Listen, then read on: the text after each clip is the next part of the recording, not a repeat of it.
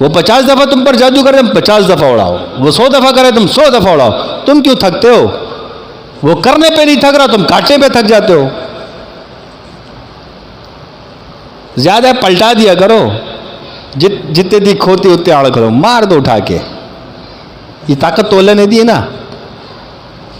زیادہ تنگ کرے اٹھا اسی پہ پلٹا دو، مزے کرو. اور شادیوں سے زیادہ پنگے کوئی نہ لے. اکثر لے کیڑے کاٹتے ان کو، پنگے لینا شروع کرتے ہیں اور نقصان دینے کی حربے استعمال کرتے ہیں. یاد رکھو یہاں کا سسٹم ہی کچھ عجیب ہے. یہاں پھر ایسی طاقت ہے، ایسی فوج ہے کہ نظر نہیں آئے گی، وہ تمہارا حال کر دے گی کہ تم یاد رکھو گے. یہ شادیوں کو غبارے نہیں سمجھو. حضرت فرماتے نا غبارے نہیں، یہ فوارے فوارے. یہ شادیوں کو اتنے ہلکے میں نہیں لو. وہ اور بزرگ تھے جو زیادہ یہاں پنگے نہیں لو. یہاں پنگے لو کہ یہاں سسٹم اینی ٹائم ایکٹیو رہتا ہے.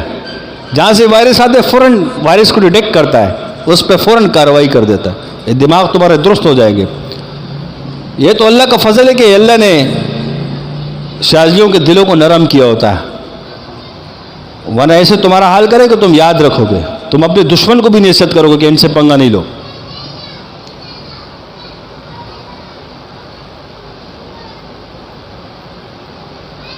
کیونکہ عاجزی ہوتی ہے نا، اللہ کا خوف ہوتا ہے، دل بڑا ہوتا ہے. کیونکہ شادیوں پہ حضور کا فیض آتا ہے صلی اللہ علیہ وسلم کہ آپ علیہ الصلوۃ والسلام اپنے دشمن کے لیے کتنے رحم دل ہوتے تھے.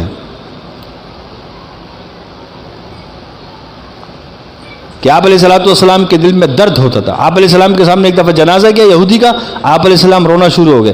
صحابہ نے عرض کیا رسول اللہ وہ تو یہودی کا جنازہ ہے، آپ کیوں رو رہے؟ فرمایا بغیر ایمان کے چلا گیا، میں اس کو کلمہ نہ پڑھوا سکا، اس بات کا درد ہے. تو شادیوں کے دل میں رحم ہوتا ہے. ورنہ وہ اگر اپنے پہ آ گئے تمہارا سونا مشکل ہو جائے گا.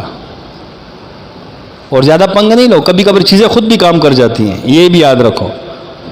ایک ملنگ تھا نا، اللہ کا ولی تھا، بزرگ جا رہا تھا راستے میں، ایک لڑکی سے ٹکر لگ گئی اس کی. تو بزرگ کہتے ہیں اللہ والا تھا، کہا بیٹا مجھے معاف کر دو. تو لڑکی کے ساتھ اس کا ایک عاشق تھا، اس نے ایک تھپڑ مارا بزرگ کو. کہا بیٹا مجھے معاف کر دو، مجھ سے غلطی ہو گئی، بس میں اللہ کے یاد میں اپنی مستی میں مست جا رہا تھا، بس لڑکی کی ٹکر لگی، معاف کر دو، میری غلطی ہو گئی. وہ چلے گئے. چلتے چلتے وہ لڑکے کا پیشاب بند ہو گیا. جب انسان کا پیشاب بند ہو نا، مثانے میں کیسی تکلیف ہوتی ہے. جب تکلیف ہوئی اب پیشاب نہیں ہو رہا، وہ لڑکی ڈر گئی. اس نے کہا یار یہ کوئی اللہ والا تھا، آپ نے اس کو تھپڑ مارا ہے، کوئی اللہ والا تھا. کہا اس کو تلاش کرو. تلاش کرتے کرتے بزرگ کے پاس پہنچے، پاؤں میں گیا، حضرت مجھے معاف کر دو، مجھ سے غلطی ہو گئی. کیوں کیا ہوا؟ کہا میرا پیشاب بند ہو گیا.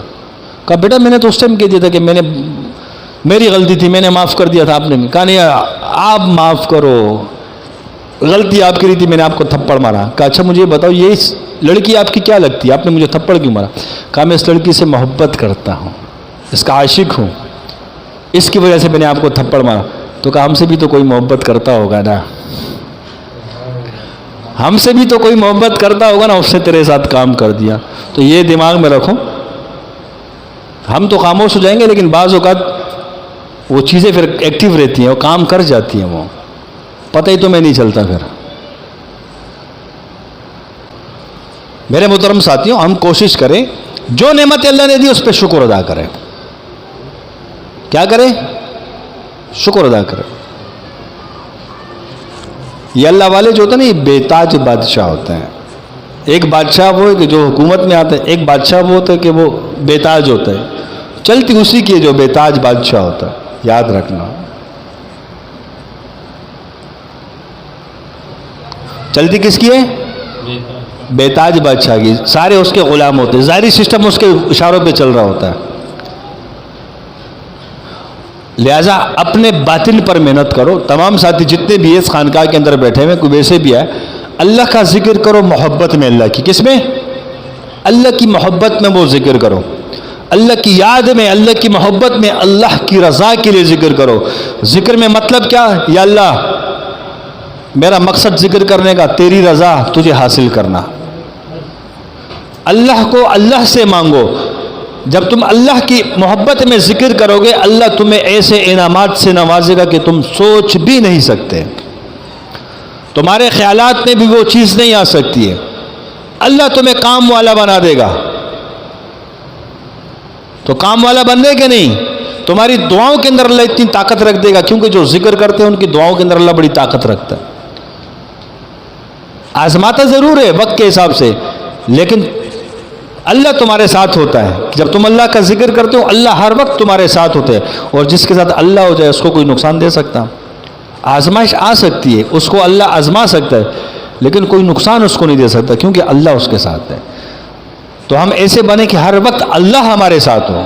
بنیں گے نا انشاءاللہ تعالیٰ، محبت کے ساتھ، اخلاص کے ساتھ. ساتھ ہی اپنا آثار لگا.